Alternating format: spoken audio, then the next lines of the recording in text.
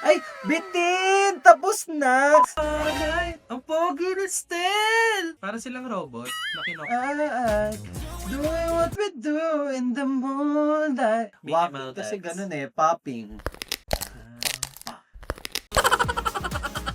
Ang galing! Ang futuristic! This is my hot take. Feeling ko yung mga global pop sound na tunog is hindi talaga siya magme-mainstream dito sa Pilipinas.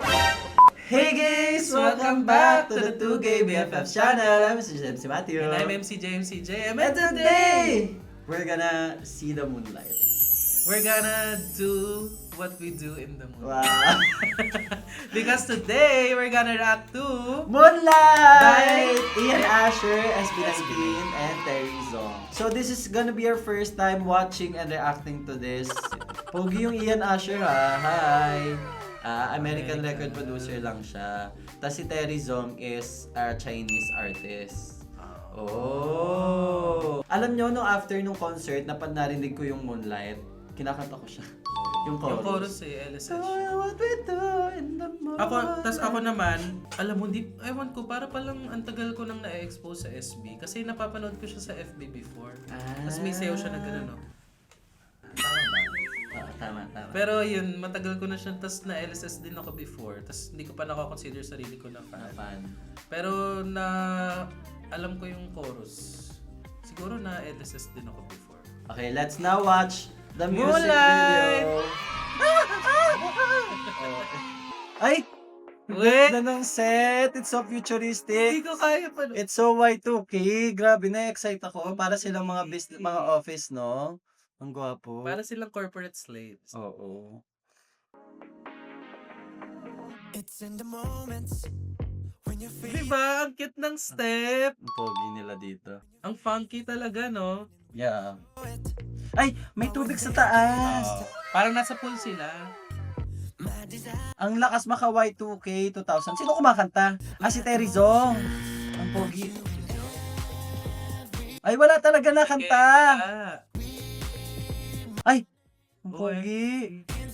Sabi ng mata. Ay! May mga babae. Diba? Ang cute ng step. Do what we do in the moonlight. Ay, ang pogi ni Stel! And the feeling. That's my favorite feeling. Collab nila. Oo. Do what we do Ayan, in oh. the moonlight. Ang cute na step! Oo nga. Props sa nagano ng Na step. nag-choreo. Oo. Ba't kaya hindi siya nagbayad? Feeling Yeah. I like doing what we do in the moon. Parang tamad yung step.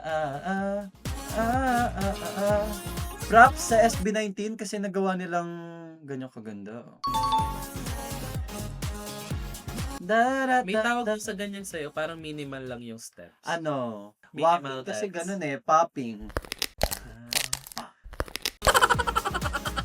Ang galing! Ang futuristic!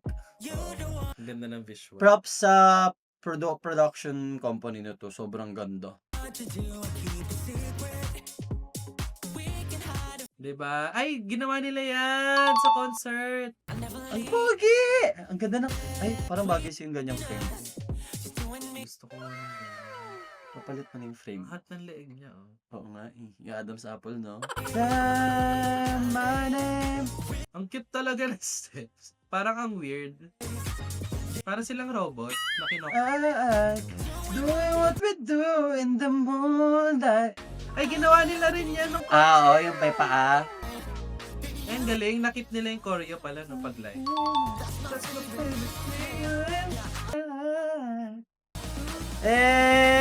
Sabi ng transition, isa pa. Ang galing, oh. It's one long take lang.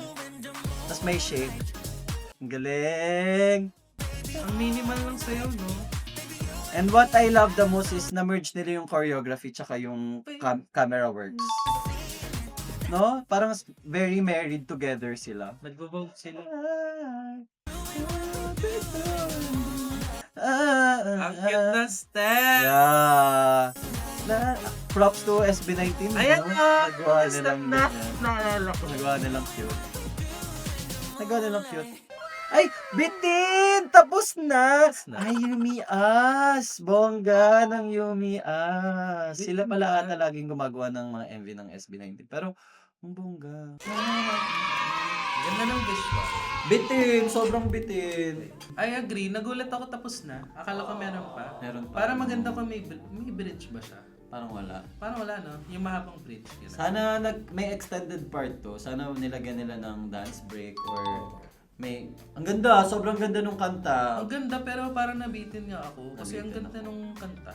Props sa Yumi As sa lahat na nag-work dito sa video na to. Sabi, I think Justin is the creative director here. Sabi ni Batsiba, I think Justin is the creative director here. Kudos talaga sa kanya ang taba ng utak. Ang galing! Ang galing nga. Ang naisip ko namang concept sa music video, para silang mga parang mga corporate workers na parang nakokontrol sila ng gets mo? Parang nasa simulation. Ganun yung dating sa akin ng dance steps. Ewan ko lang kung anong tapos relate sa sobrang kanta. controlled, no? Oo, parang napapapet sila. Tapos Oo, pare-pare ano. sila lahat gumalaw. Oo nga, no. And they're all synchronized.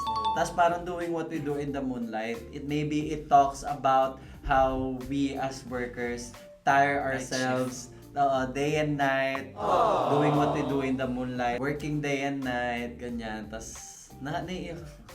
Parang underrated nga siya, no? Yeah. Hindi masyadong marami yung views niya sa YouTube. This is my hot take. Feeling ko yung mga global pop sound na tunog is hindi talaga siya magme-mainstream dito sa Pilipinas. Kasi if you would look at the trajectory na sound ng Bini ngayon, it's more international and hindi siya nagte-take off. And I think that's the same thing that happened here na Moonlight kasi this comes after Gento eh. And ayun lang, sayang kasi sobrang ganda nito and I think the OPM music hindi siya ka-leaning towards club pop kasi I think this is a EDM track kasi DJ yung nag-produce nito but yeah, I think this would be played a lot sa mga clubs and this is so international sounding especially with the features na international din. And ayun, sobrang sayang but I think it has a spotlight sa discography ng SB19 especially sa mga standalone singles na release nila and it's so top notch. Ang ganda ng quality na tong music video and nung song. Alam mo, you have a point. Feeling ko hindi pa receptive yung general audience sa Philippines sa sound ng global sound, global sound na international sounding. Kasi kung mapapansin mo yung mga sikat talaga na songs dito, based lang sa nakikita ko sa Spotify yung mga nasa top 10 is yung mga sound na nakasanayan na natin which is yung indie rock sound. Di ba ang uso-uso ngayon yung mga Feature Karma, yung kanta ng Multo hanggang ngayon sikat pa din. Pero yung mga gantong parang pop talaga na sound like P-pop or like global na pop sound, hindi talaga siya natatangkilik ng ng general audience. Kasi napansabi mo ngayon sa Bini, yung sumikat na song nila is Pantropico and Salamin Salamin. Tapos nang tinry nila mag all English songs, doon na sila nag-start parang mabawasan ng popularity.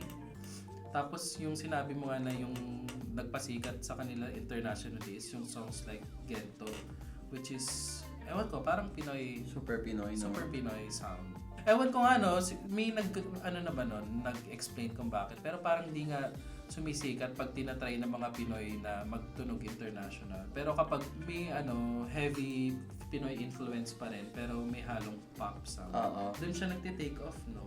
So, ayun, props pa rin sa Moonlight. Sobrang ganda. I would listen to this 2 years later. Sobrang ganda niya pa rin. Maganda nga siya. It's stuck in my head tuwing Yeah. mapapakinggan ko siya. It's undoubtedly an excellent! Sila excellent din.